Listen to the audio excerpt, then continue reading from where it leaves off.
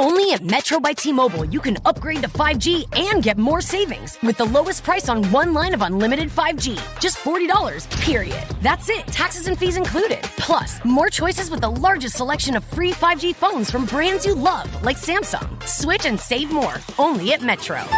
Lowest price versus major national prepaid brands. The fraction of users greater than 35 gigabytes per month may notice reduced speeds, and Metro customers may notice reduced speeds versus T-Mobile due to prioritization. Video streams and SD requires eligible port in and plan. See store for details.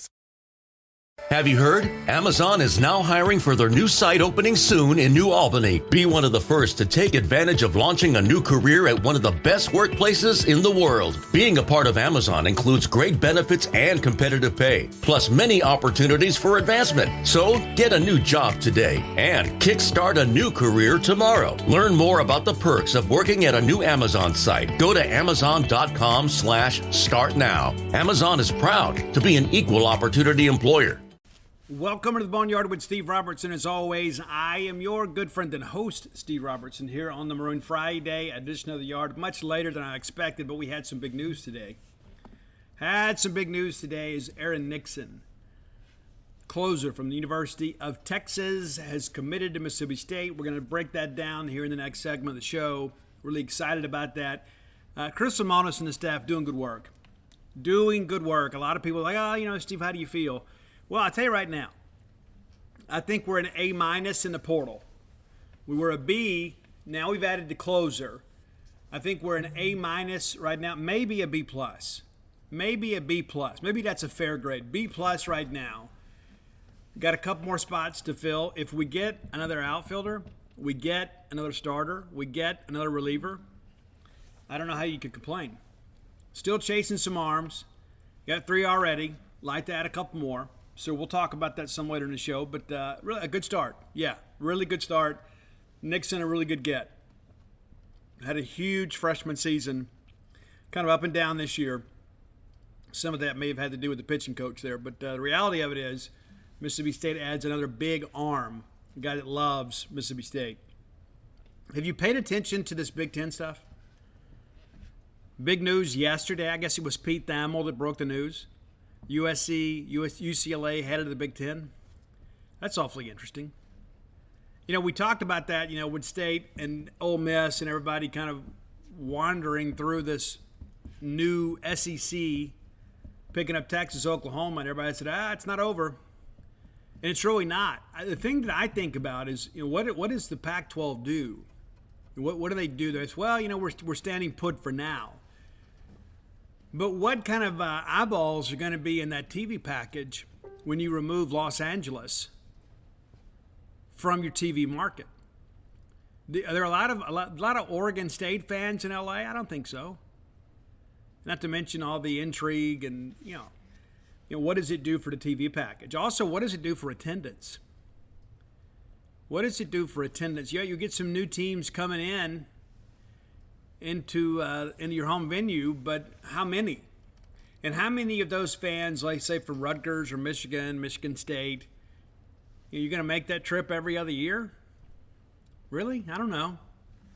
That's commitment right there.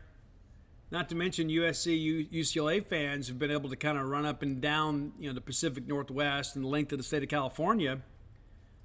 You kind of develop some habits. What does that do for ticket sales? I don't know. That's awfully interesting, though. So the Big Ten beginning to kind of make some moves there. The Big 12, we took Texas, Oklahoma, and you're like, oh, well, we're going to go get these guys. You're not going to replace those schools with replacements of equal value.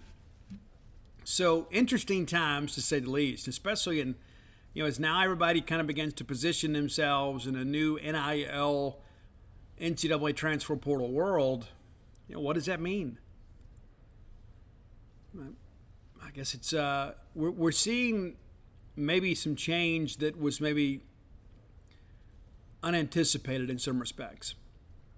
And so people are having to do what they need to do to generate more revenue. We're just 2 years removed from the COVID quarantine as well. Remember this time last year, 2 years ago, we weren't even sure if we're going to have college football. We thought we were. There was all these discussions. The Pac-12 and the Big Ten were like, hey, we're not going to play. And Greg Sankey's like, we'll see about that. ultimately everybody ended up playing other than the Ivy Leagues. Just maybe a few minor conferences that had an abbreviated schedule, including the Pac-12. But my point with that is that in the 2 years since the COVID quarantine, an awful lot has changed with college athletics, and I don't know that it's all positive. Talked to a friend moments ago, about some players over in the state of Alabama. We're just talking about how this NIL stuff has gotten so out of control. He's talking about baseball. Said there was one particular prospect, it's in the transfer portal, that Auburn started out maybe in the top 30. This is a team that went to Omaha. Then they felt like they had worked their way into maybe the top grouping. It's like, you know what? We're not going to get this kid unless he just loves Auburn. And losing some of that, I think, is really negative for college sports, especially if you're a program like, say, Mississippi State or an Auburn. I don't know if you know this. Auburn, by and large, their student fan base and their student body is comprised of, people from Auburn and Georgia, people that have an emotional connection to Auburn. It's kind of like that in Mississippi with State and Ole Miss. Ole Miss really kind of prioritizes out-of-state recruiting. Mississippi State, by and large, a lot of Mississippians. And so I shared that because, what happens when these people graduate? Right? Think about your own lives and your own families and think about your own children. I have one Mississippi State graduate in my number of children. And I'll have two soon, eventually three. Things go as expected. But are they more likely to give to the Bulldog Club? I would say probably so. Are they more likely to come back and come to games and buy season tickets? Well, yeah, because they've been raised doing so. That's not to say that we've got a lot of very proud alums that weren't raised Bulldog fans. But when you've got, schools like USC, all of a sudden they're kind of recruiting nationally. USC is a national brand, even though they haven't had the success they once did. They're going to go play Rutgers.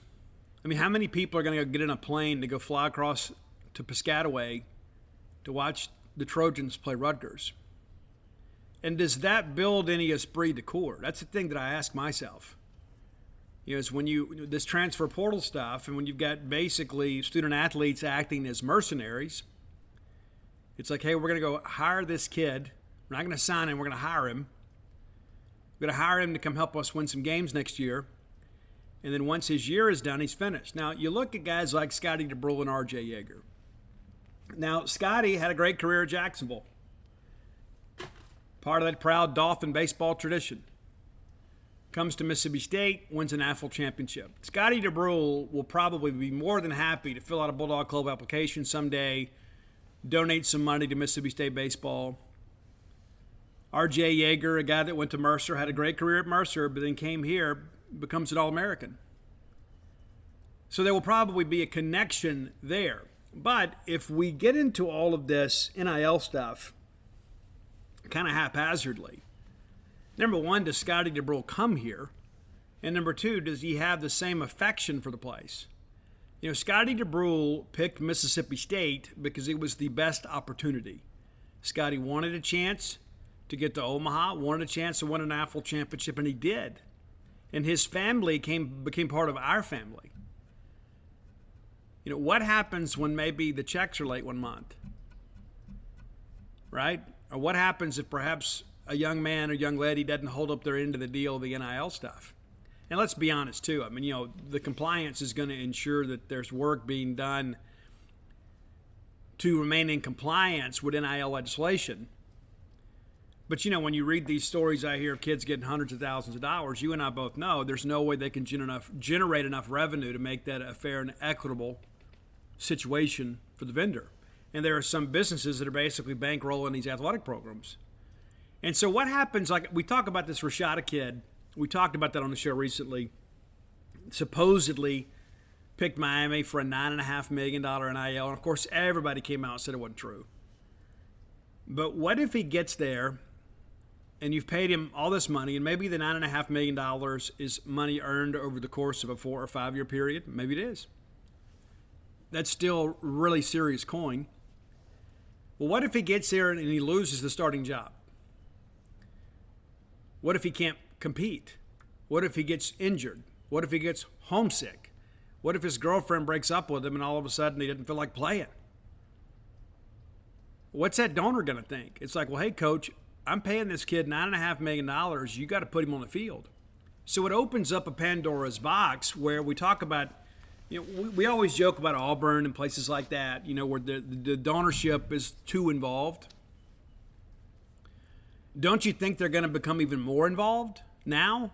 Now that there's more of a financial investment? I mean, it's one thing, okay, well, this guy's given, $1 million to the Bulldog Club. Now you think about, Richard Rula and the money that he has given to Humphrey Coliseum and really to Mississippi State Athletics. That guy probably deserves a little access. Well, what if you got 20 of those guys? And we'd love to have 20 of those guys, right? Here at Mississippi State. We'd love to have people that were as generous as Richard Rula or Richard Ackerson, right? We'd love Mickey Holloman. I mean, you can go on down the list. But now all of a sudden, these guys have kind of eased their way in over time, right? And been involved in fundraising for years and years and years and kind of ridden the waves with us. But now what happens when new money is involved? We have some donors that are kind of hands off. Now, there are a few, obviously, that, that make a phone call every now and again. But by and large, our donorship writes a check and it says, hey, go get them, guys. Other schools, and there are many of them, where you have these meddling donors where it's like, hey, well, I gave all this money, I should have some say. And so then all of a sudden you've got a situation like you've got with Brian Harsin at Auburn. And so we're very blessed in that respect, but I begin to wonder too if there's not some unintended consequences that are going to come from this donor involvement when it comes to NIL. I mean, wealthy people are wealthy people for a reason. Most of them didn't get lucky. I mean, they're not a lot of lottery winners. I mean, these are a lot of people that kind of built their businesses from the ground up, and they're successful because they understand business. How many times are they going to write that check? And this is what we need to compete. Now, we have got to put on a brave face at Mississippi State and kind of embrace this world that we're now a part of, even though we didn't really get a say in all of it. We've got to find a way to compete. I still contend to you that we just kind of got to tread water for a while until they begin to regulate this. I think at some point they'll unionize the student athletes of the NCAA and have a collective bargaining agreement, and some of this craziness will go away. And I read, comments sometimes. People are really blaming the kids. Well, the kids didn't make the rules. The adults did. You want to be upset with somebody? Be upset with the NCAA leadership.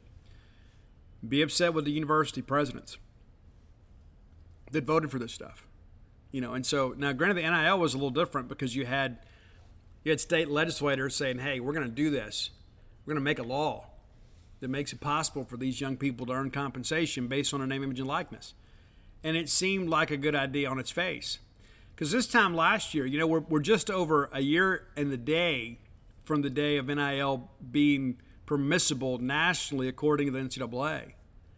So in a year's time, we have gone from, hey, you're going to be able to sell these jerseys and the kids will profit from it. They'll be able to do like an advertisement with the local car dealership and make a few bucks.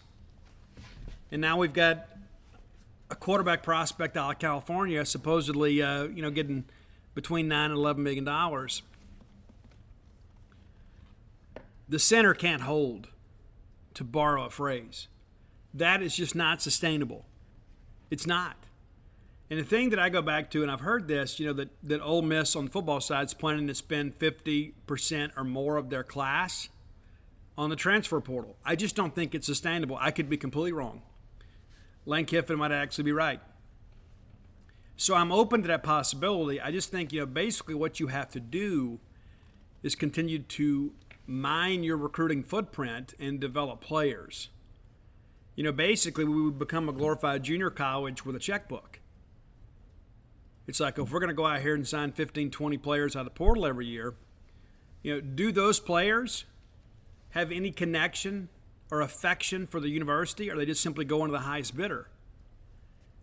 And again, as I touched on earlier, what does that do to alumni giving down the road? If we're just going where we're paid the most, are we really loyal? Can you count on that kid on 4th and goal at the 1? Those are the things that I always think about. Can I count on this kid when the game and the season is on the line? You know, you think about guys like Errol Thompson. Errol Thompson chose Mississippi State out of Florence High School over in Florence, Alabama, because that was the best opportunity for him to get an education and to further his athletic dreams. He came to Mississippi State. He had a good career, a big career, had a little drink of water in the NFL. Probably should have had more of an opportunity. It would have been great if he'd come back, but he didn't. Very grateful to Errol Thompson for his contributions to Mississippi State. But if we're going to go portal crazy, the guys like Errol Thompson get that opportunity. What about the next Errol Thompson? Does he end up at UAB? Does he end up at North Alabama?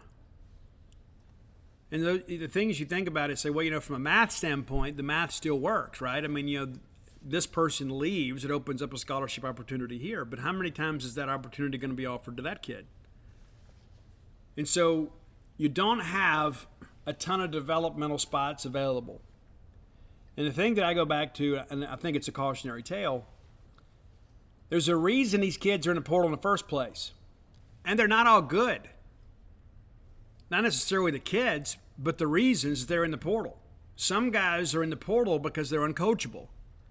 Some guys are in the portal because they got buried on the depth chart and couldn't play at their current institution. Sometimes a change of scenery does them good. Ncaa Polk is a transfer portal success story. Underutilized at Cal, comes here, sets a school record.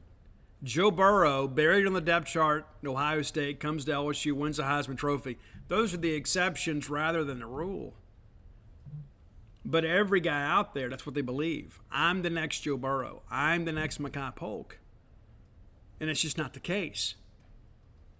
And so it's a slippery slope on which we stand. Let's thank our friends at Bulldog Burger Company. Always solid footing there. Always. Love Bulldog Burger Company. You will too. If you haven't been recently, we encourage you to go. They've updated the menu. Also got that great patio area open here in Starkville. Go by and have those spring rolls out under the patio. Enjoy a night out with friends or with family. I think I'd probably rather be outside with friends. I think family, I'd rather be inside, right? That's me. Maybe you feel differently. 3 great locations to serve you. University Drive here in Star Vegas, Gloucester Street there in Tupelo, and the newest one, Lake Harbor Drive there in the Rouge and Flowwood area. A great restaurant quality hamburger is one of the fine delicacies in life. Be sure and go have one today. I would recommend, maybe if you're a newcomer, start with the Bulldog. You can't go wrong with the Bulldog. I mean, and that's the thing too. If every time you went to Bulldog Burger Company the rest of your life, all you had was the Bulldog burger, you would live a very blessed and sustained life of happiness. Fair enough. I like to experiment a little bit, as the early 90s can prove. I like the Mission. I get the pico de gallo on the side. I like the smokehouse. I like that pimentology, add bacon. It'll put hair on your chest, I'm telling you. That is not for the faint of heart. Be sure and go have it yourself. Get that Shipway's donut pudding as your dessert, too. Maybe even bring it home. Have it for breakfast the next day. Bulldog Burger Company, the place where people go to meet. M-E-A-T. All right, I spent some time this afternoon visiting with the new Diamond Dawg, Aaron Nixon. You talk about a guy that's excited, that's Aaron Nixon. Be sure and go check out his first public comments, a free story over at genespage.com. It's also on my social media feeds. Anytime we have a guy commit, we make that story free.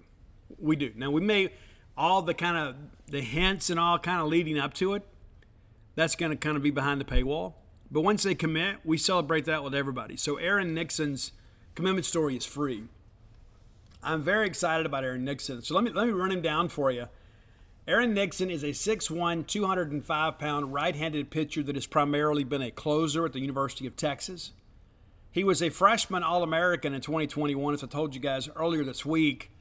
He had the lone Texas win over Mississippi State last year, the win in Omaha, when they forced the winner-take-all elimination game.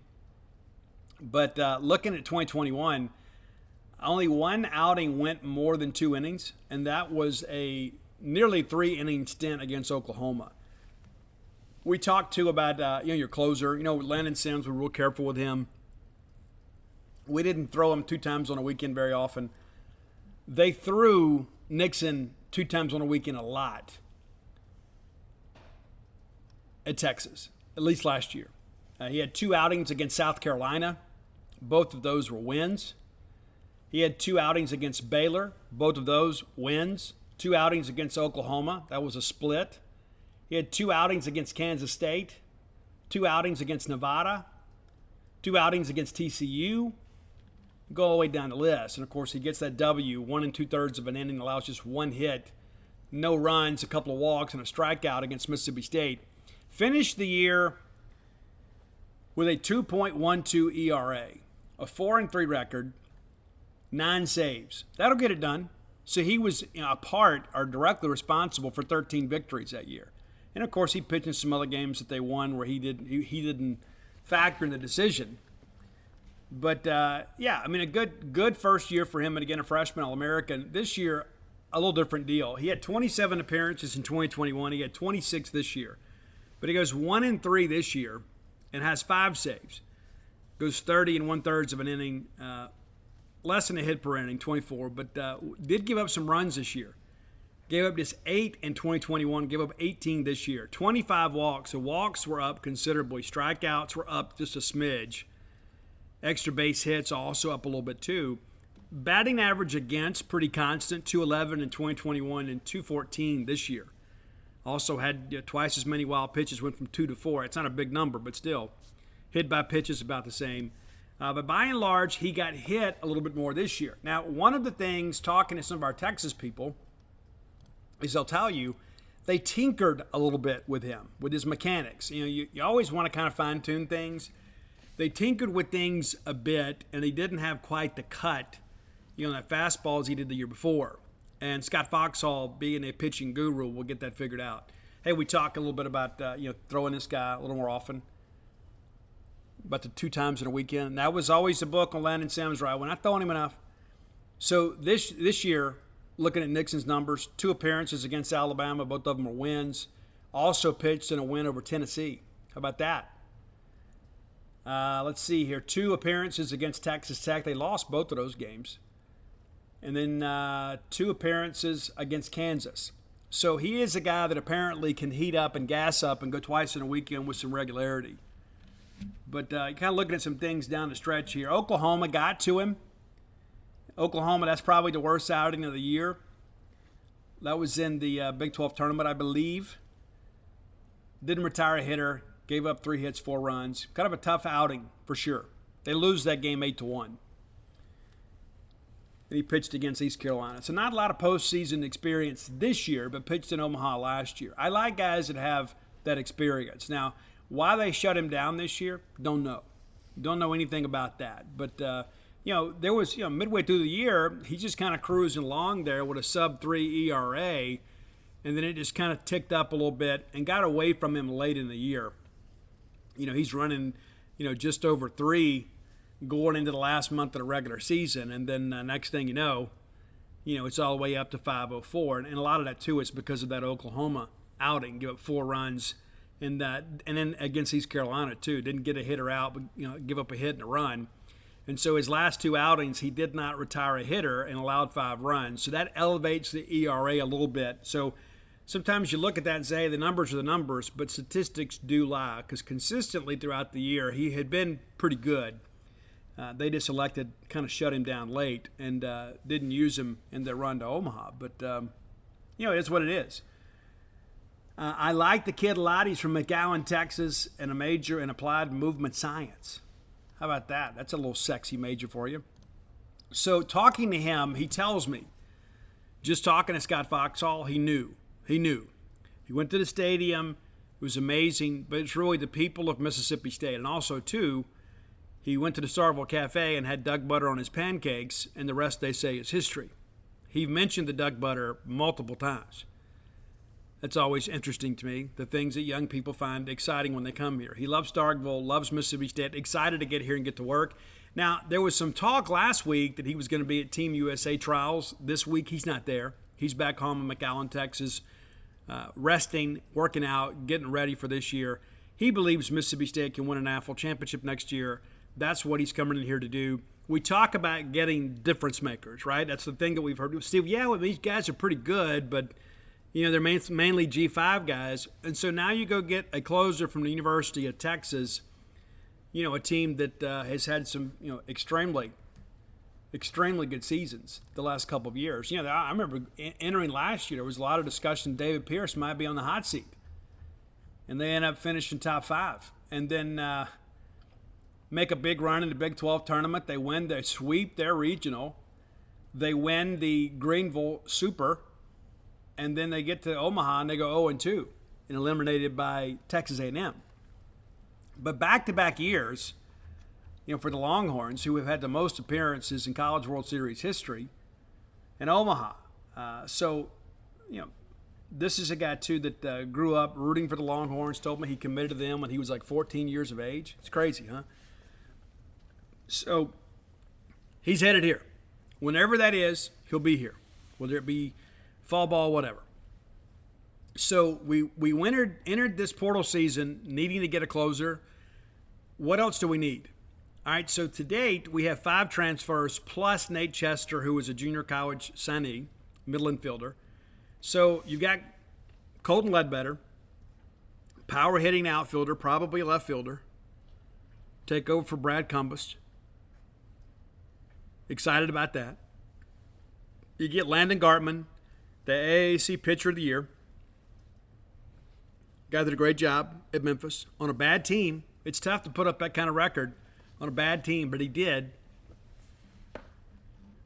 You get Nate Dome, a guy that's a big arm, was really good down the stretch for Ball State, was kind of up and down like most freshmen are beginning of the year. You felt pretty good about that. Then you get Amani Larry from UNO. That guy's going to be a good player for us. Kind of locked in at second base.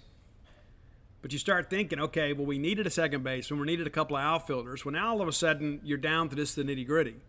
I think there is one more position that you kind of focus on, that center field. Would like to get a center fielder. State is on a couple. And so we'd like another center fielder. And then I think you need to get another bullpen arm and another starting pitcher. Now, the thing about pitchers just about every pitcher thinks they're a starter. There are some guys, obviously, that have embraced the closer role. But even your mid-relievers want to be starters. And so if you go chase a couple of starters and you make a guy a mid-reliever, you're still probably okay there. So I suspect that we'll go out and get 3 more players. Could it be more? Maybe. I'm not expecting that. I was told here about 2 weeks ago, probably anywhere from 6 to 9, depending on who all wants to come. Because we're not going to go sign a guy that's not better than what we already have. We're not going to go sign a guy and then run a developmental guy off just for 1 year. So we got to get enough juice for the squeeze there. So that's kind of how I see it. Another outfielder and 2 more pitchers.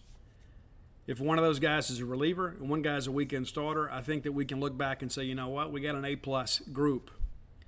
Now, we look at this LSU stuff, too, and I read this a lot. We talked about this a couple days ago, the name recognition stuff. You're talking to some other people, too. We talk about T-Brake from Creighton. There's a lot of discussion that he's going to sign a pro contract this year. He is draft eligible. And so I just kind of caution you as you read these headlines, let's provide a little context. Because some of these portal classes today are going to look much different after the draft. And State's going to sign a couple guys, too, that are draft eligible. And right? You never know. It only takes one team to fall in love with them. And so I think it's just kind of important.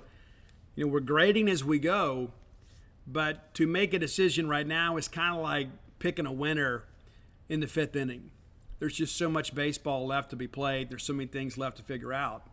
But, yeah, Aaron Nixon, a great get from Mississippi State.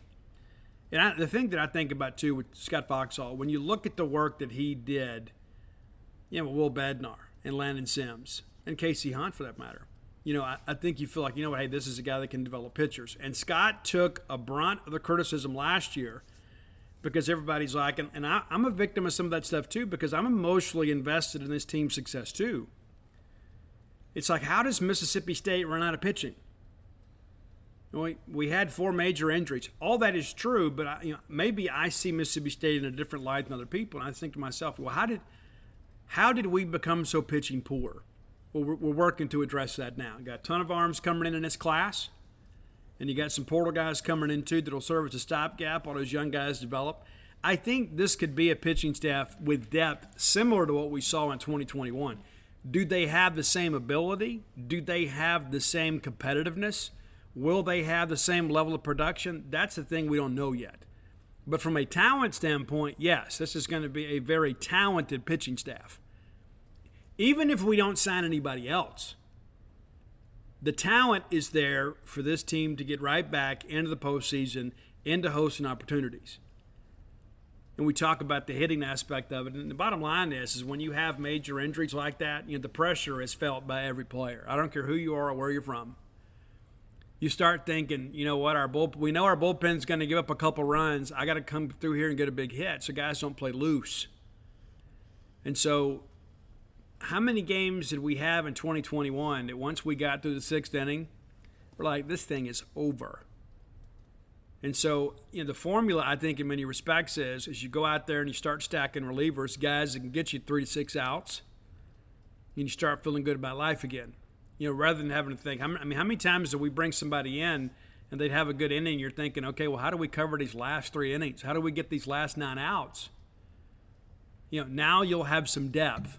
And I think because you have some depth, you'll be able to absorb some injuries. And that's one thing I give Lemonis and Fox a lot of credit for. They do not push those guys to get back out there before they're ready. If anything, Chris is probably a little bit too cautious. We saw it with JT Ginn. We saw it with Will Bednar.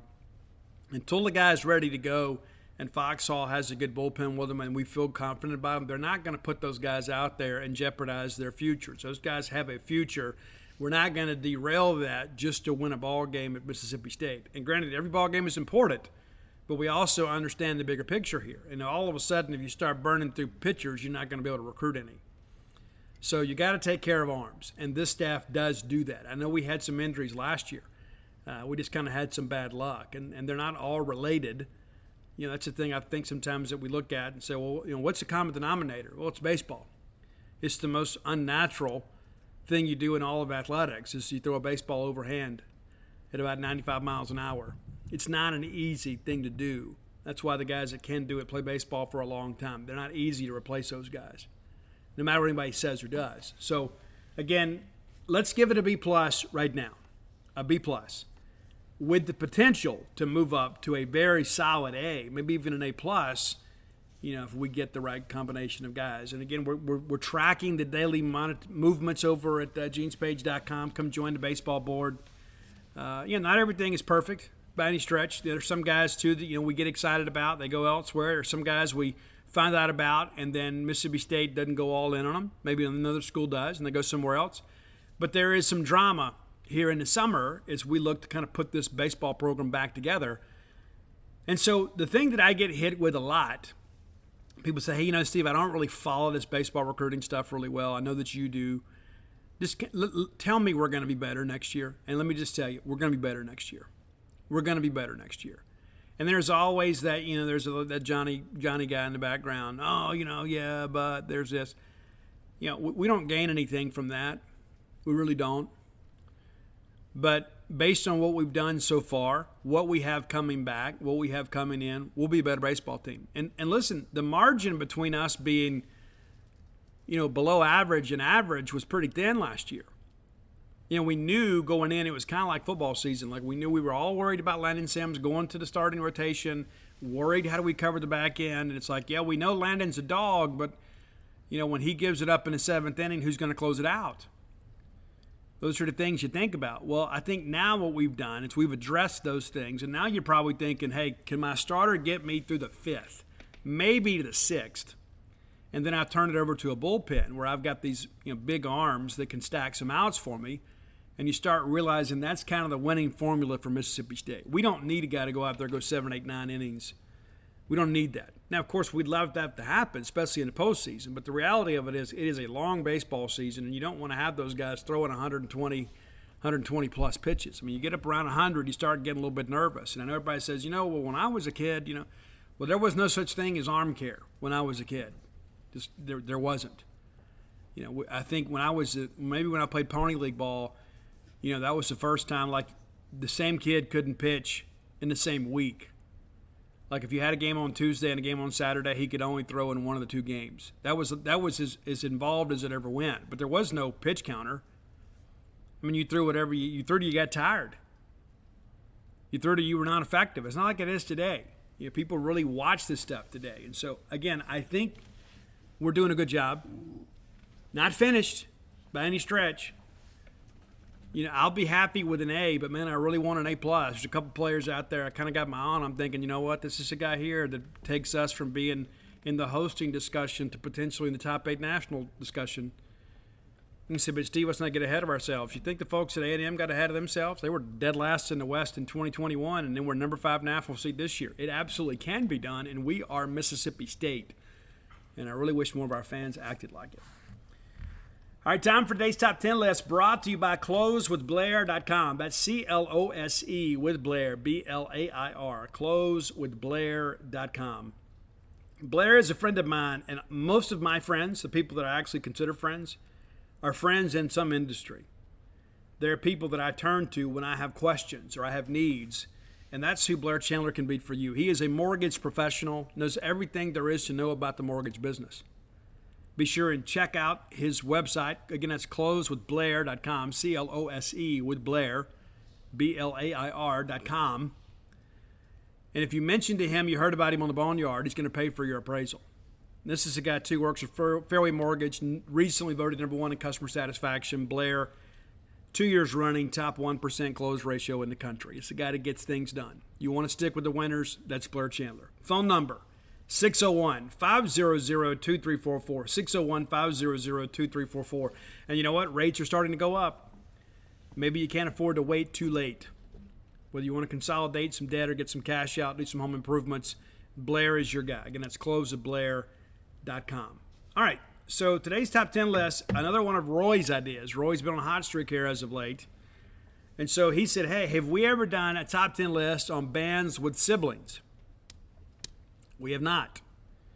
We've done bands with couples, and we've done like father, like sons, but we've never done bands with siblings. So we're going to do that today, and this is going to be an incredible list.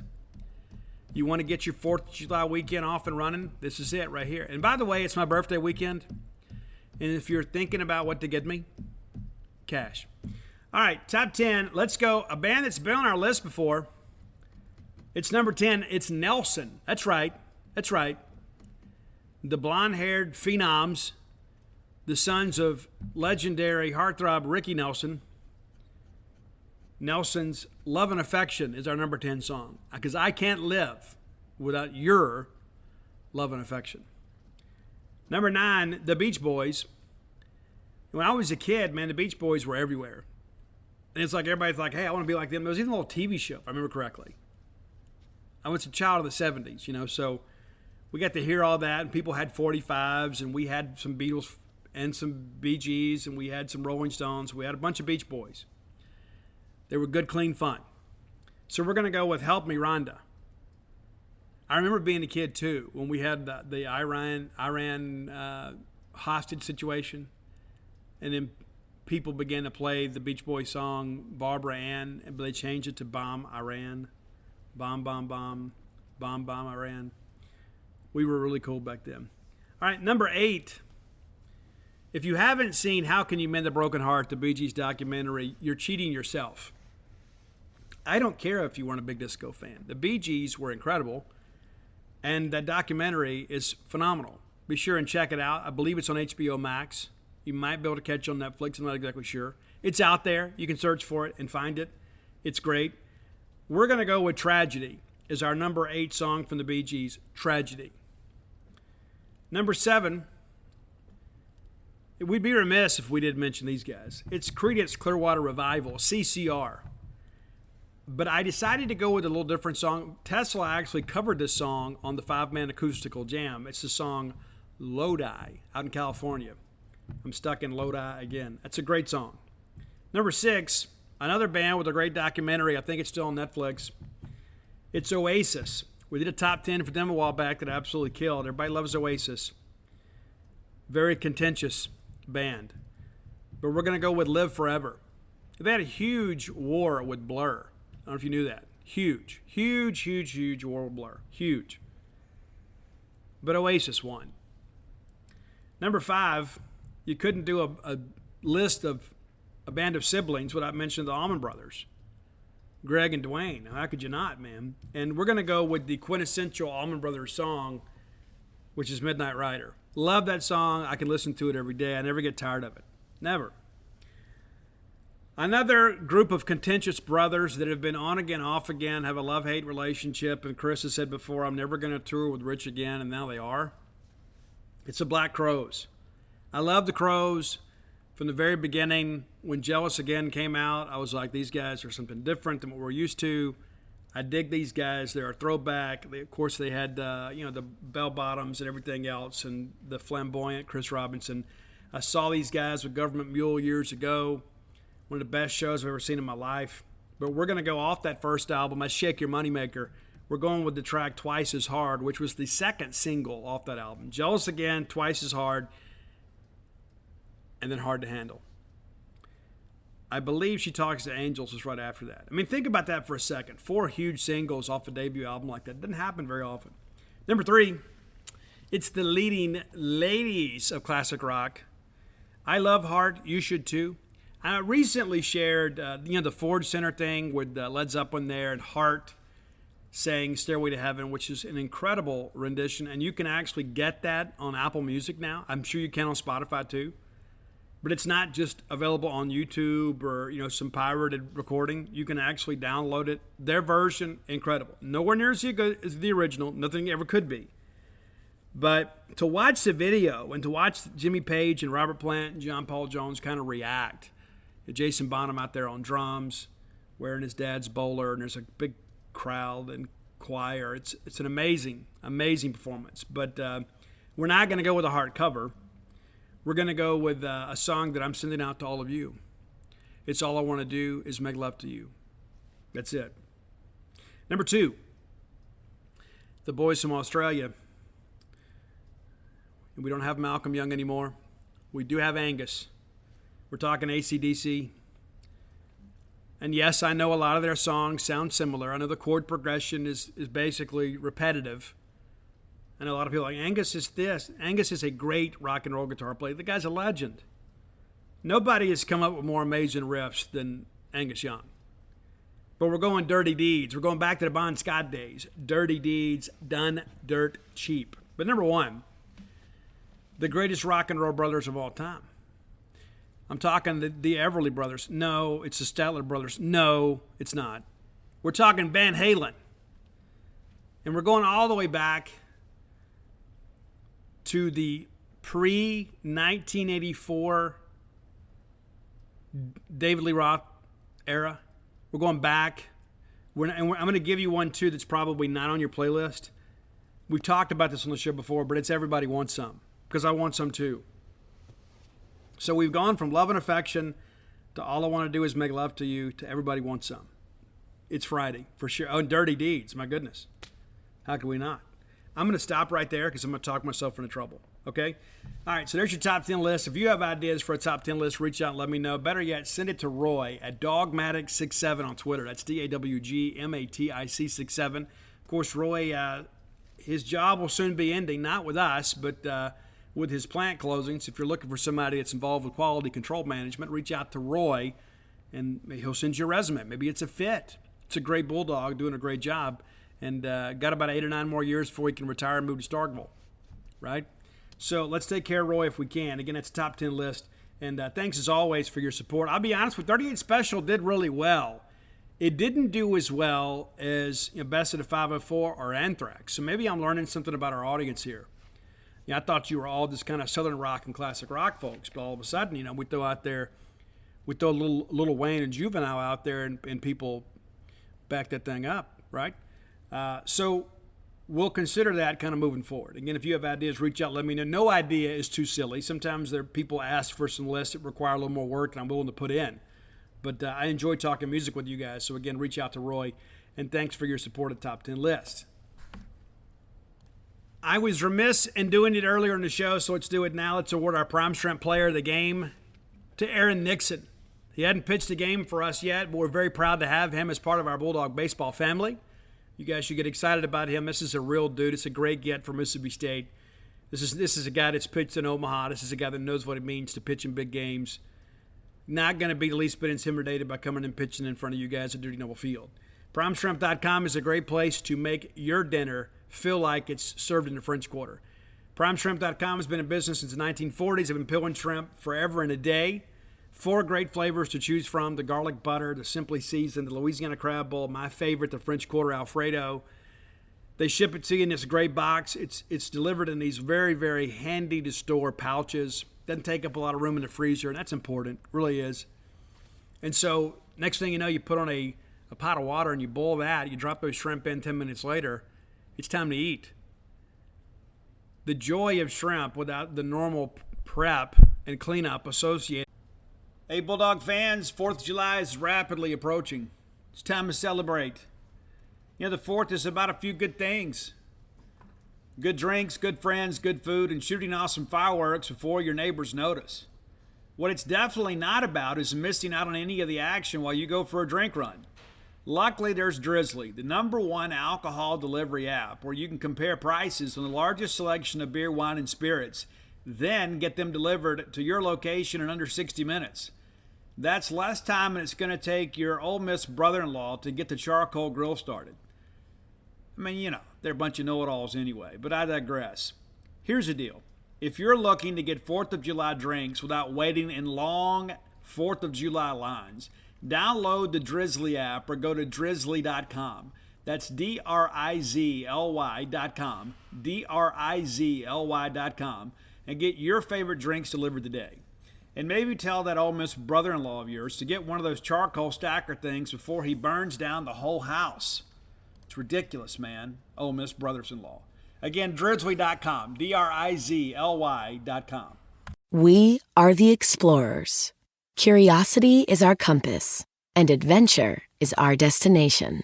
Join us. Become a United Explorer card member, and for a limited time, earn up to 70,000 bonus miles that can help take you to the places you long to see. Experience the world and earn double miles on all United purchases, as well as on dining and hotel stays. Apply today at theexplorercard.com. Edward store-bought shrimp. Be sure and check them out. PrimeShrimp.com. Use promo code Boneyard to save $20 off your first order. And that's $20. That's anytime you can save $20 on a quality product like that, you're really coming out ahead. And it's a money-back guarantee. If you don't like it, they'll give your money back. Again, it's PrimeShrimp.com. Promo code Boneyard. All right. Next segment of the show brought to you by your friends at Campus Bookmart.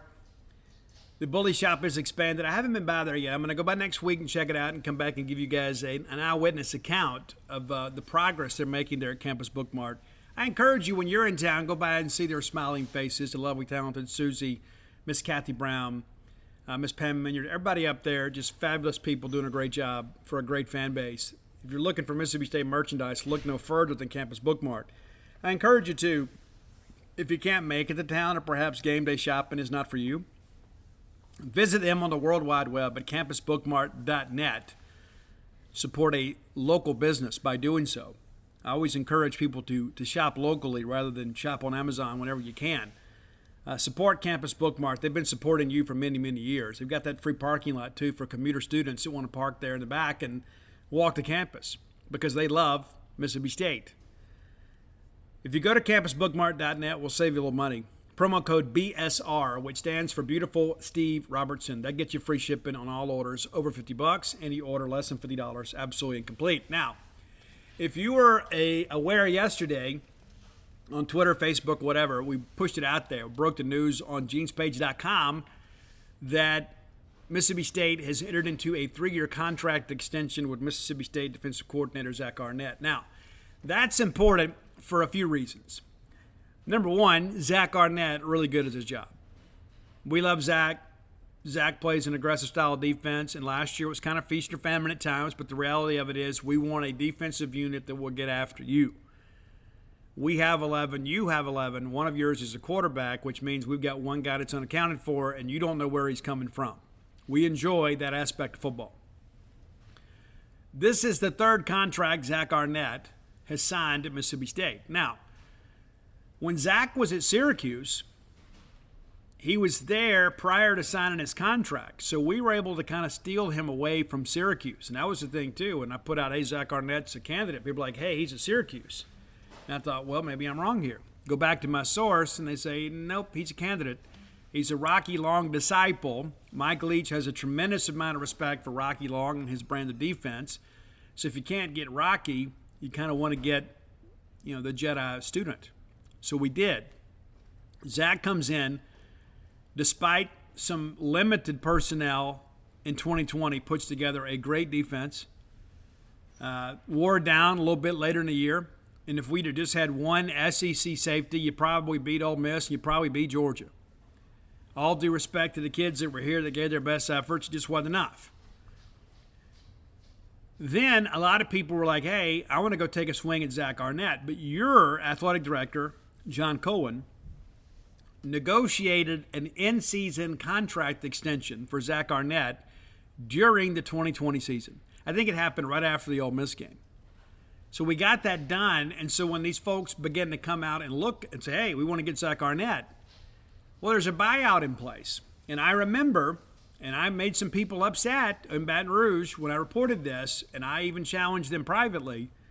When he was down there, took the plane trip, and met with Ed Orgeron, they're like, oh, I hear there's some wiggle room in the buyout. And I'm like, hey, listen, I don't know who your source is, Jack, or Thibodeau, Boudreaux, whoever you are. I don't know who your source is. But if you think for 1 second that John Cohen is going to allow wiggle room in a buyout with an SEC Western Division team, you're kidding yourself. And so the buyout became problematic.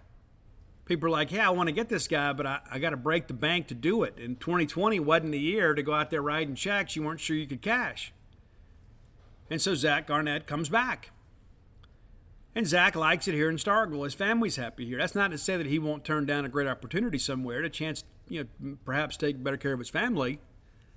But the reality of it is we had identified an up-and-coming defensive coordinator that got proved he can do it in the SEC. We committed to him. He committed to us.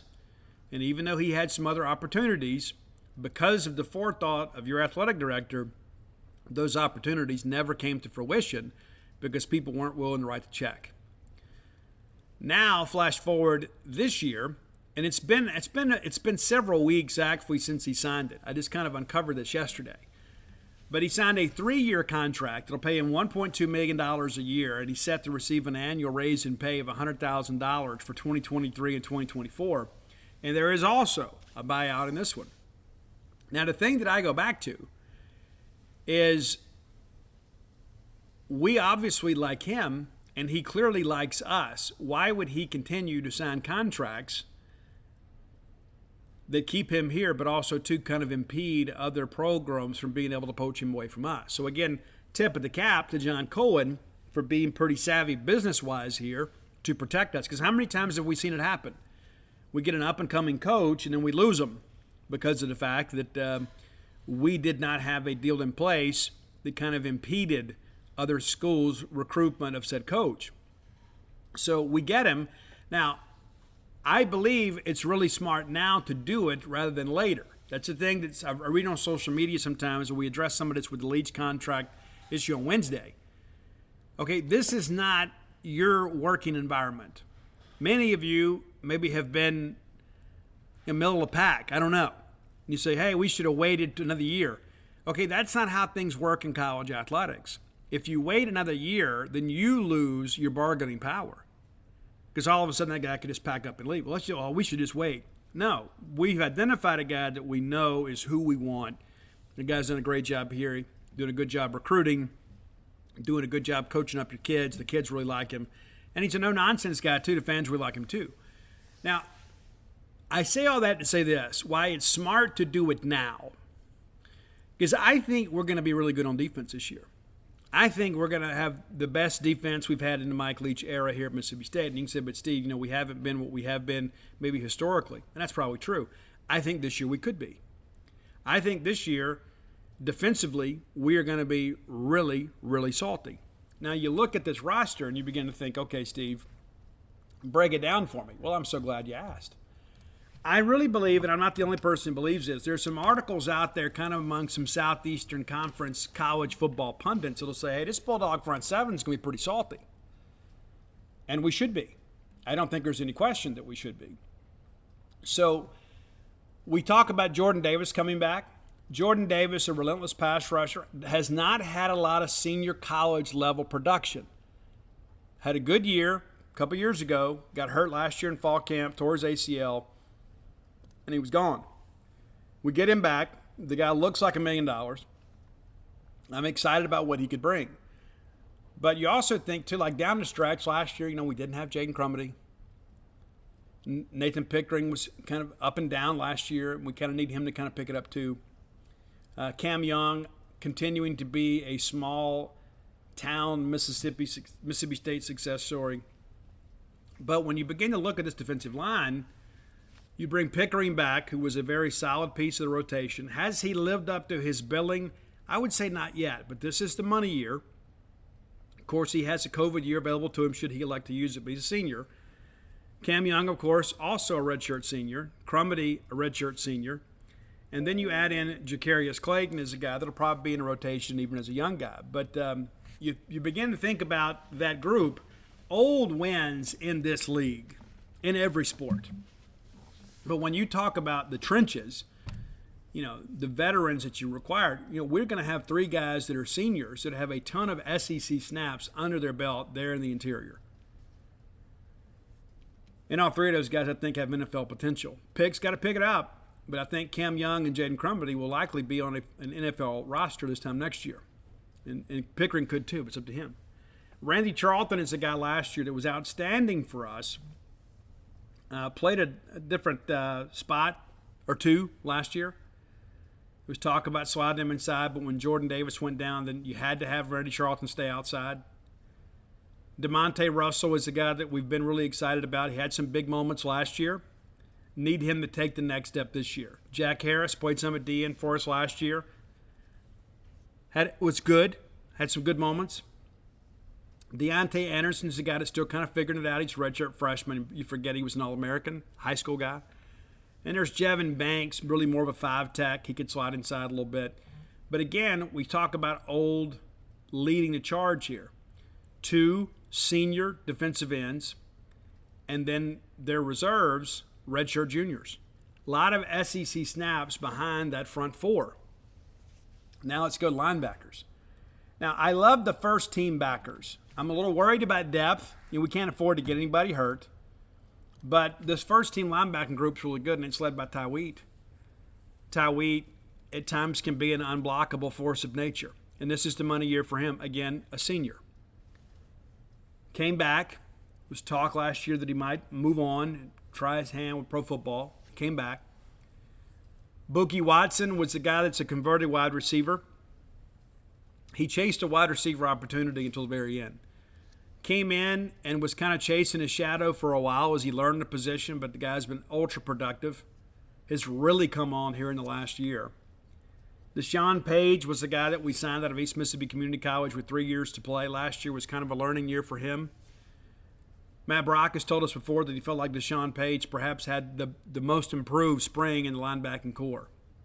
J.P. Purvis, finally healthy. I love J.P. Purvis. He had that car accident that kind of put him behind the sticks a little bit.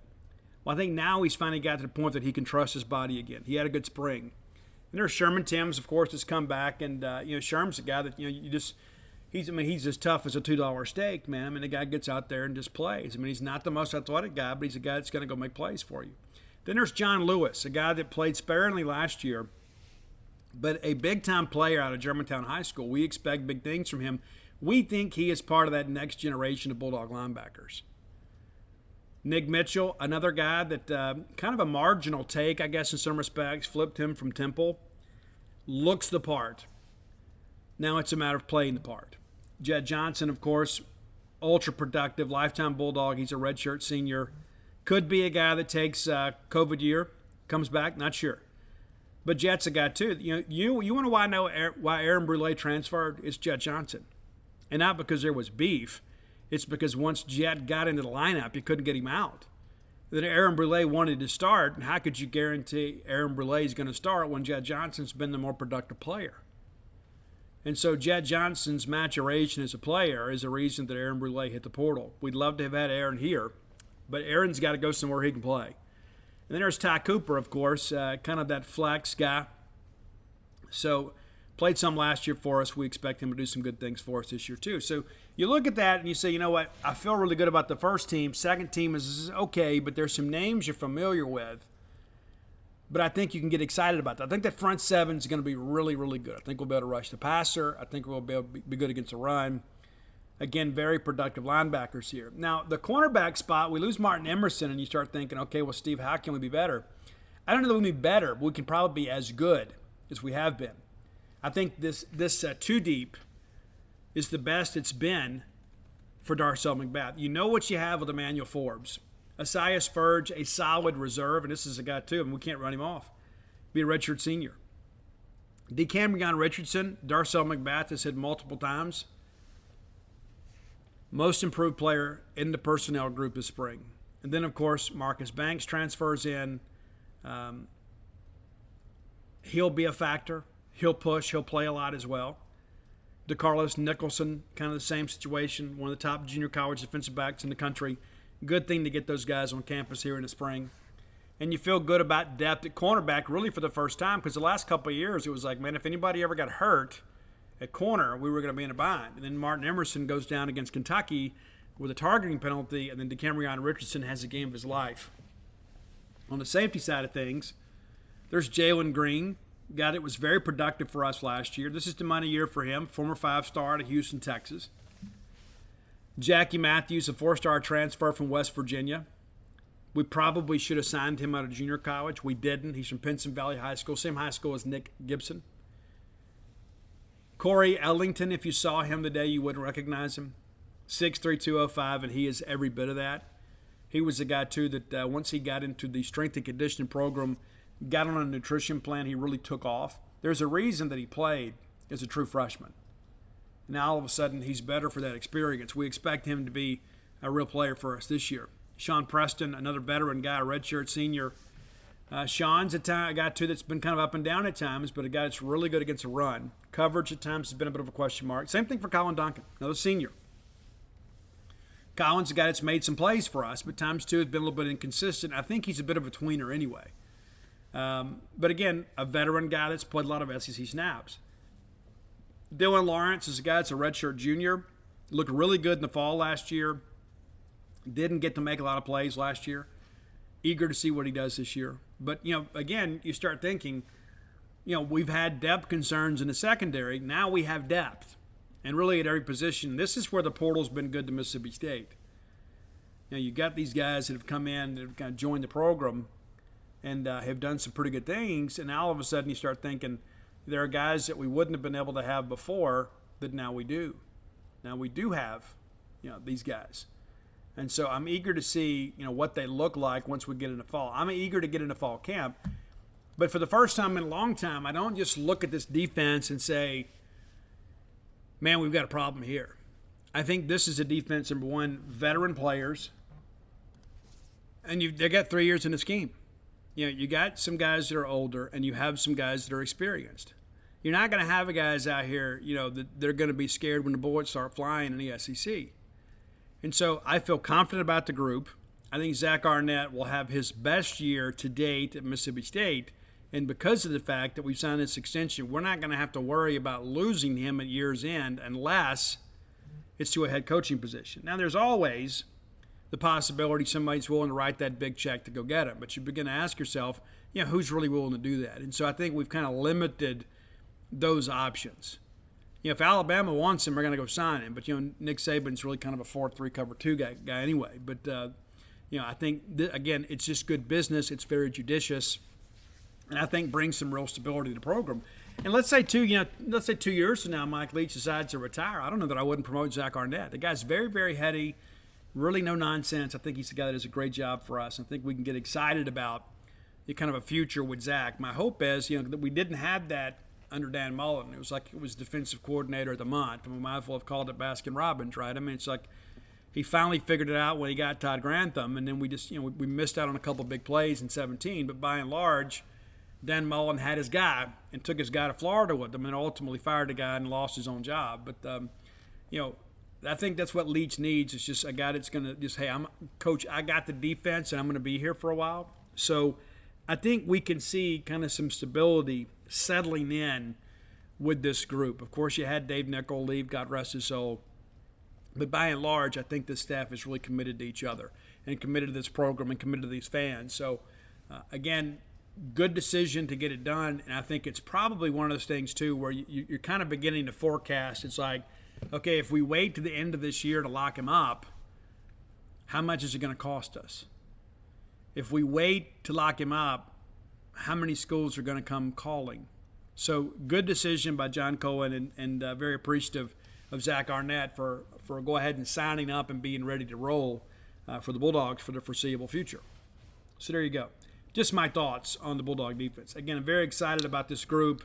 I think we're going to be a lot better than we have been, and that's not to say we've been bad. I know that Texas Tech game was rough. We're missing a lot of those players on defense, but you got a little more depth this year, and again, a lot more experience. And I think when you look at the secondary, you're a lot more talented. When you look at what we did in the portal, you've got some guys that can really run. You have really increased the level of athleticism in the secondary. And it's going to be a lot of new names, so you're going to need that program the first couple of games to kind of figure out who's who. A lot of new names and numbers. But again, I think many of these guys that joined us from the portal were guys that really didn't look at us the first time through. And so we kind of benefit from the portal by being able to bring those guys in. All right, final segment of the show brought to you by our friends at Portico. Brooks Bryan is my friend. He's your friend. Much like Blair Chandler, he's a guy that believes in Starkville. Multiple sport season ticket holder. I really believe if Brooks wins the lottery, I think he's just moving here full time. I don't think there's any question. I think if Brooks Bryan wins, if you see he's on the Publishers Clearinghouse thing, they're going to say, hey, Brooks, what are you going to do next? I'm moving to Starkville. Well, you can come be our neighbor. But I'm moving to Portico. Phase 1 completely sold out. We knew that was going to happen. We've got a great relationship with the guys that are kind of putting this neighborhood together. And I know, listen, times are kind of tough right now for a lot of people. And now maybe it's the time to think about making Starkville your home. It's good to be around people that care. That's one of the things I tell people all the time. Had I known Starkville was this great, even without Mississippi State, I'd have moved here a long time ago. I love it here. The people are fantastic. And you can go get some red duck butter, too, while you're in town. Give Brooks a call today, 601-416-8075. Again, that's 601-416-8075. Here's the deal. You've always wanted to be in Starkville, and maybe it's a part-time thing. Or maybe it's down the road, I'm going to retire there. And now's the time to be thinking ahead. Because you don't want to end up tucked away in the far recesses of our county and kind of out of town. You want to be near the action. Portico is 1.1 miles away from the Mississippi State campus. How about that? But it's on the quiet side of campus. So you're close for convenience, but far enough away to have a little privacy. Very easy to get to. You turn off of 82 on a 12, like going to Duty Noble Field or Davis Wade Stadium. The very first right, Pat Station Road, takes you to Portico. Matter of fact, I was by there today. Very quiet neighborhood. Not a whole lot out there, but you know what? It's kind of a growing area, too. So there's going to be some businesses out there near you. And that neighborhood market from Walmart already there. So if you forget to get that half gallon or 2% on the way home, you just swing in there and get it. It's not some big imposition where you got to go fight all the traffic in town. So I encourage you, again, let Portico be your next home. You can get a 2-bedroom, 2-bath home all the way up to a 4-bedroom, 4-bath home. You'd be glad you did, man. It's a great neighborhood. If I was moving to Starkville, it's where I would live. Make Portico your next move.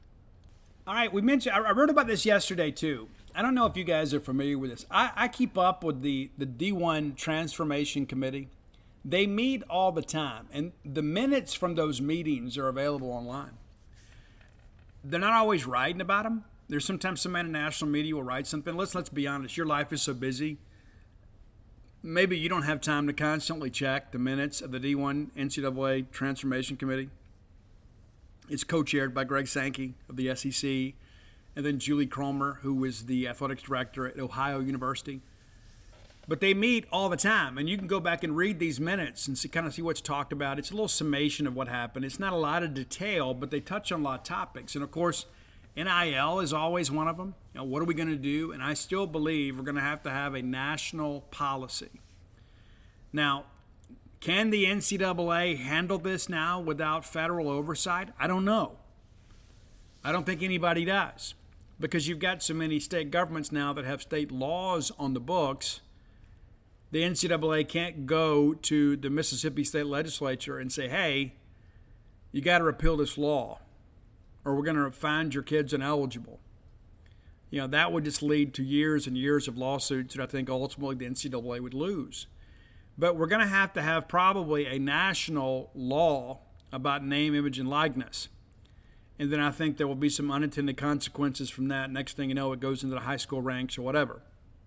But, the hay is out of the barn now, and as I've said before, the cow is out of the barn, and now the barn's on fire. So what do we do? Well, the Transformation Committee is kind of working through those possibilities. That's why Greg Sankey has gone to Washington, D.C. to talk to federal lawmakers. So I believe that is probably the next logical step in NIL legislation, is that we will need the federal government to step in and ensure that there is one policy for everybody. And it should never have gotten to that point, but that's where we are.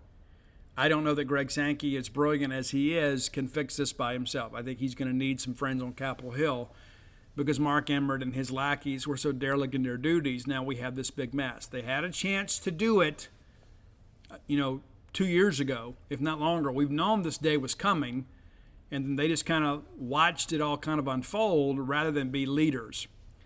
Then there's a talk about transfers. And we've talked about this recently, too, about what needs to happen is we need to have some transfer windows. Well, I don't know that there's enough support right now for that to happen. I think among the coaching community there is.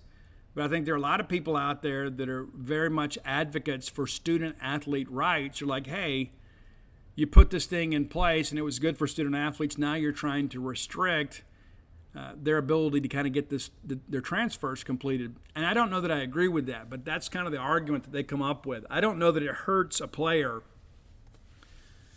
to withdraw from college competition and then just announce they're transferring later.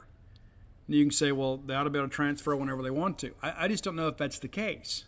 I mean, we're already making them stay in school, right? I mean, you can't, the average student can't just leave right now and then go join another program mid-semester.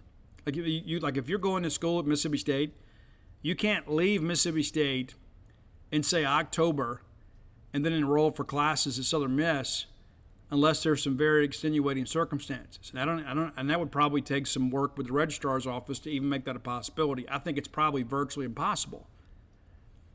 And so why should student athletes have a greater privilege than the regular students do when it comes to that?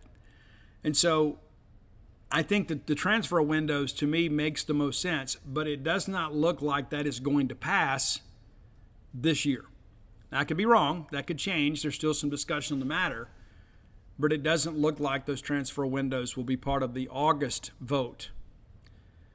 Because the Transformation Committee is going to make the recommendation. I believe it goes to the D1 Advisory Council or something like that, and then the university presidents will vote.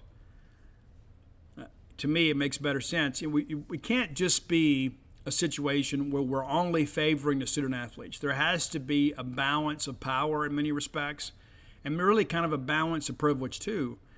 If you're a college coach, I'd like to know who's on my roster, right?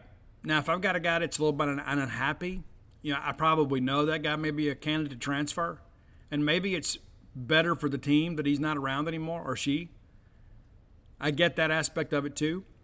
But at least I know that, hey, if we set up a transfer portal window at the end of May, let's say we do it May 15th. Everybody's done with spring practice. Most everybody's done with spring finals. Let's go May 15th to June 30th. I got 6 weeks right there. And I can transfer and then be at my new school in time for the second session of summer school. Well, then at that point, the coach knows who's with them and who's not. You do it in December. Okay, we get through with, fall classes. And let's say you do it and you've got until January 15th.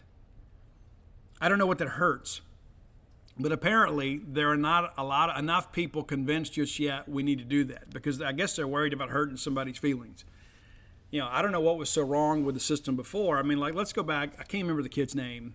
Wide receiver from Phoenix City, Alabama. I'll remember it later. But anyway, he was a guy that there was some issues with. He didn't get to play a whole lot. And then next thing you know, he and Luke Gadsby didn't really get along. Luke pushed him. And then I won't get into all the details, but let's just say it just was not a love connection. Well, then he decides that he wants to leave. So he never attended another football function after that. Didn't do it. And then he transferred. Okay, so who was hurt by that? He still got his school paid for, right? Still was able to complete his education that semester, still had housing over his head, still on the meal plan. He just didn't play. He didn't practice. So basically, Mississippi State got no benefit from him that football season, but yet he got financial aid and benefit from Mississippi State, and that's the right thing to do. Sometimes it doesn't work out, right? But he didn't withdraw from school. He withdrew from football and then transferred at the end of the semester. I don't know what's wrong with that. I don't know if he would feel like that he was somehow inhibited because he couldn't go out and make a public declaration that he had entered the NCAA transfer portal.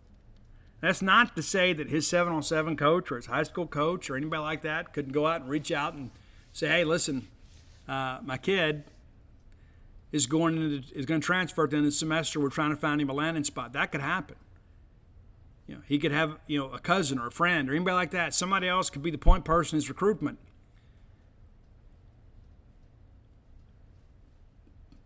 Am I wrong? It's just like the whole thing that happened with women's basketball. When I can't remember her name either, but transferred from UConn. There was some extenuating circumstances there, and Bracky Brett worked hard and got her cleared to play immediately. But she didn't participate in UConn basketball her final semester there.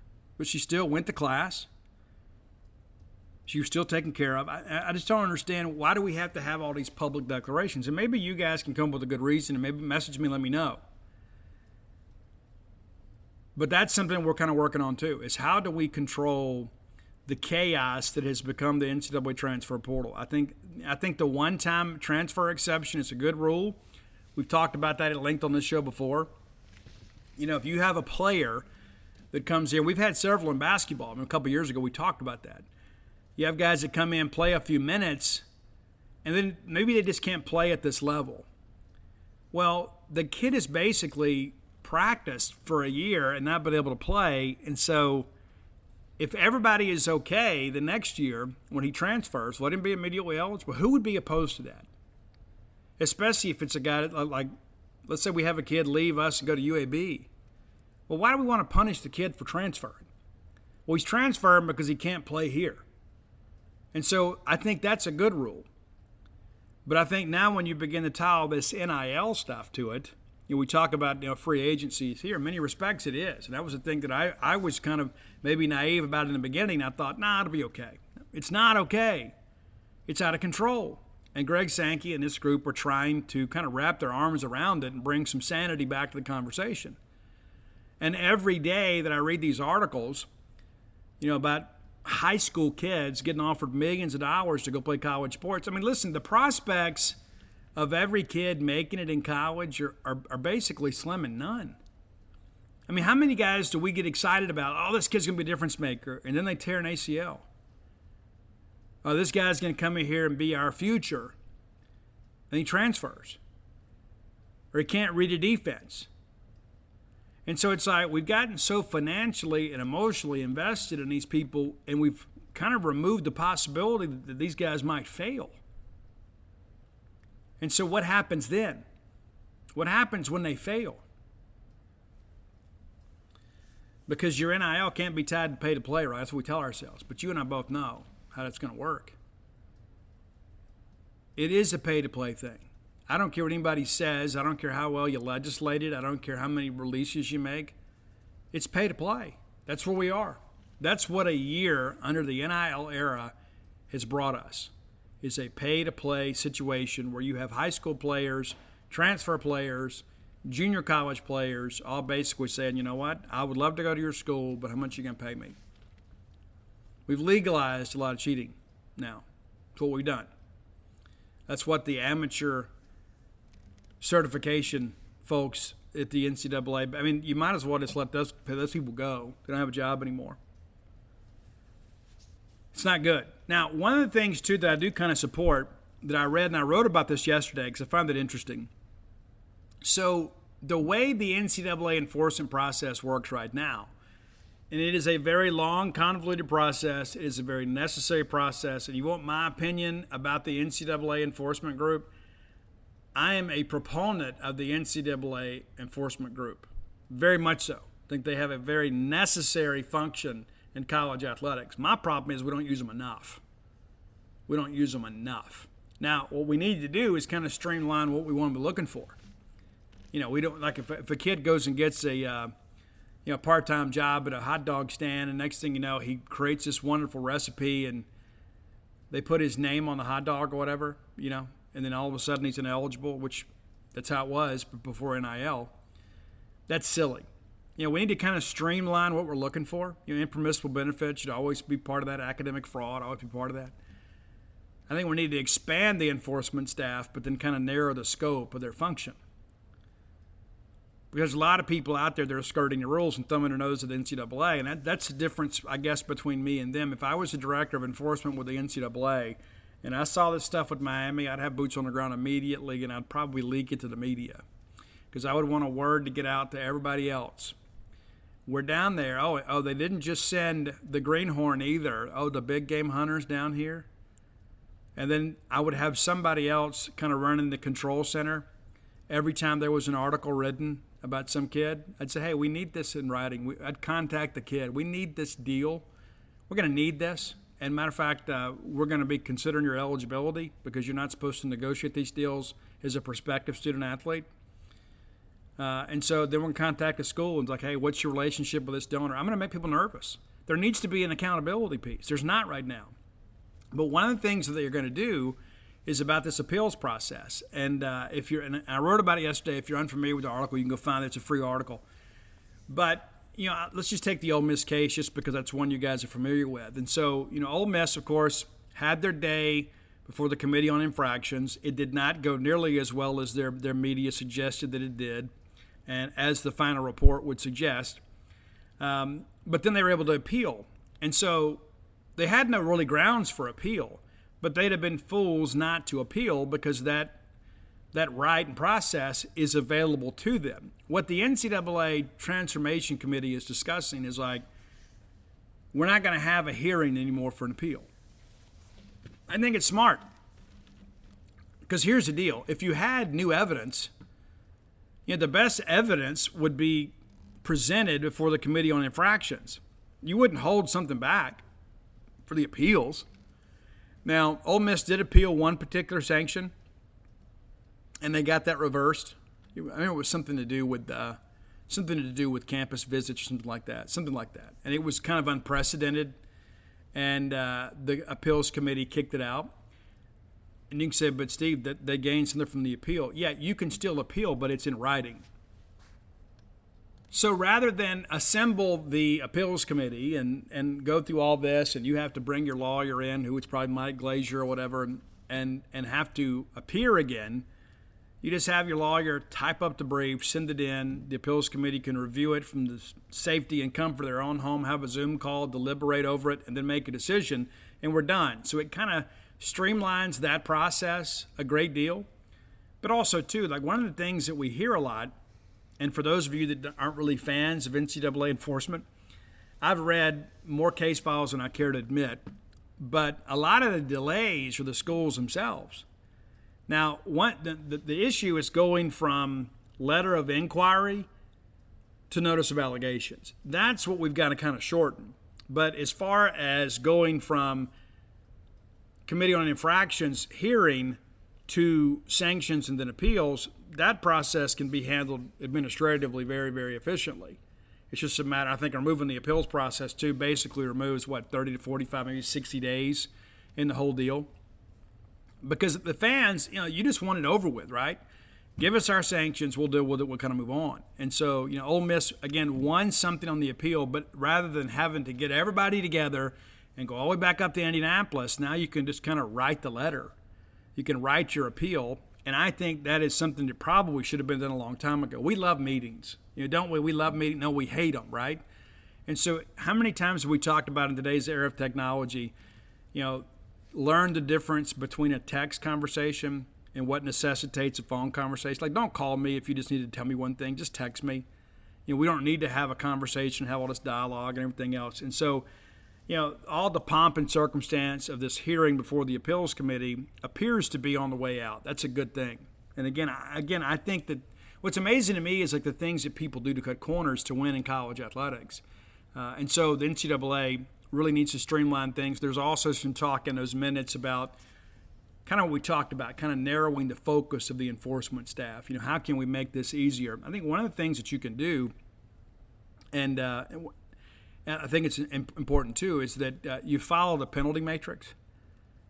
Like if this is what you do, like if you hammered somebody and you hit them for 25, 30 scholarships, they're going to be awfully cooperative the next time. Sometimes you have to make an example out of somebody. And people are like, well, we don't want to see an SMU situation. You know what? We probably don't. SMU has never truly recovered from all of that. And granted, they were cheating their tails off back then, and that they were kind of profiting from their ill-gotten gains. But we don't want to see a situation like that again, where our program is kind of the doormat for a generation. But I think what you do is, like this Miami situation, if you find evidence that you have players, recruits that have been improperly incentivized to attend the University of Miami, I think you absolutely hammer Miami. And I don't mean just, a couple of scholarships. I mean you hammer them. And you make everybody else realize, hey, this is not worth it. And maybe it's not Miami. Maybe it's Texas A&M. Maybe it's Texas. I don't know. But you make an example out of somebody. And it's just like your own kids, right? I mean, I got 4 kids. And when they were little, sometimes I only had to spank one of them. And the rest of them, like, I'm good. I'm good. It's kind of how this is, too. And so you got to get things done. Now, another interesting comment, too, they said, is they want to incentivize people to cooperate. No real details on that, but I began to wonder, too, what does that mean? Are we going to grant additional eligibility? We want to give people an incentive to cooperate. When you look back at this Mississippi State, the Tutorgate deal, this is a situation here, and some people were like, hey, we shouldn't have reported this. This is, we did this to ourselves. We didn't have much of a choice in the deal. It was clear academic fraud. And rather than have to go before the Committee on Infractions, we had this negotiated resolution.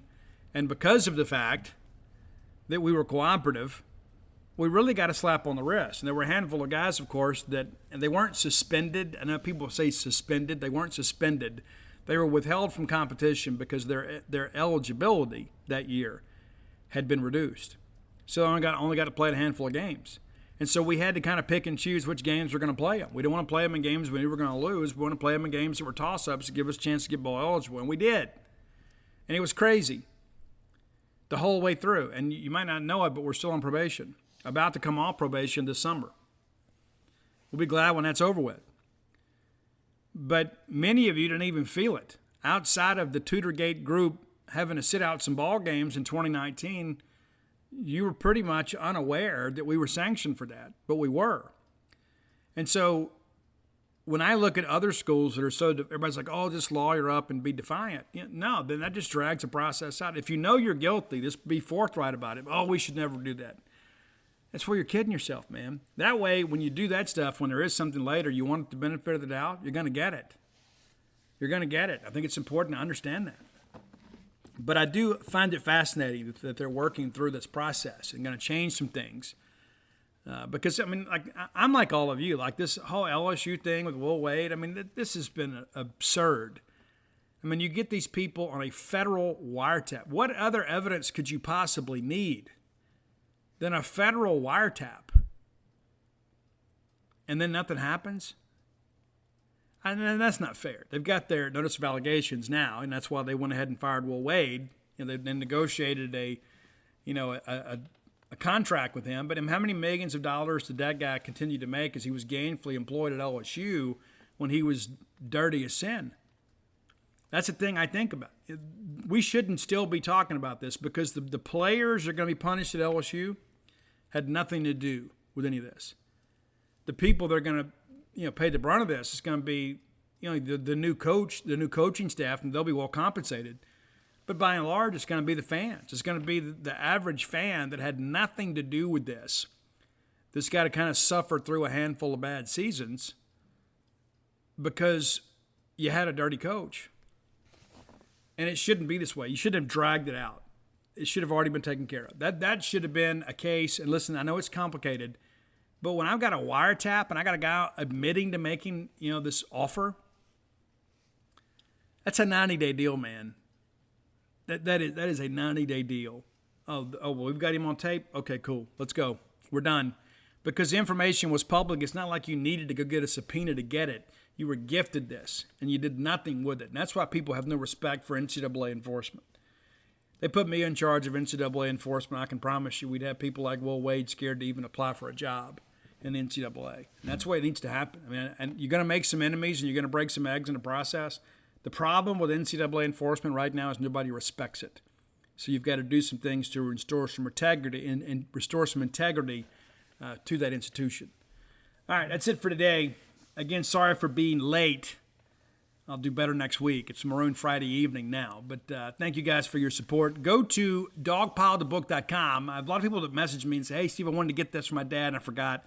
Go to dogpilethebook.com and you can get signed copies of Dogpile, Alpha Dogs, Stark Villains, and they're in limited supply, and Flim Flam. And if you're looking for Blooms of Oleander, you can find it at Amazon.com, BarnesandNoble.com, BooksMegan.com, great bookstores everywhere. Your local bookstore can order that for you.